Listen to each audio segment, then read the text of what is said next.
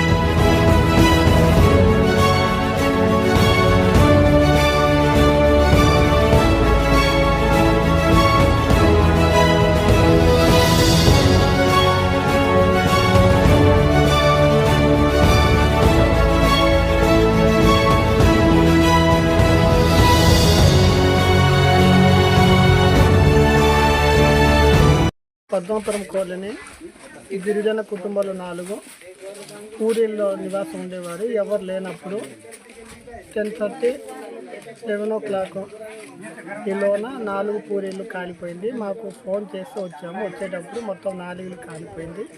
ఇంట్లోన వస్తువులు, సామాన్లు మరి ఏం లేదు. రూపాయి సామాన్లు కూడా తీయడానికి అవకాశం లేకుండా మొత్తం నష్టమైంది.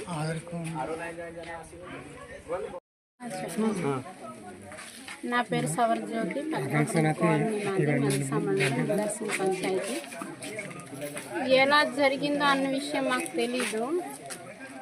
ఈరోజు ఊర్లో ఎవరు లేరు, పిల్లలు కూడా ఎవరు లేరు. ఇలా కాలిపోయింది, ఇల్లు మొత్తం కాలిపోయింది, డాక్యుమెంట్స్లు మొత్తం కాలిపోయాయి. మరి ఏటి లేవు. 4 ఇళ్ళు ఉన్నాయి. ఆ 4 ఇళ్ళు కూడా మొత్తం కాలిపోయాయి.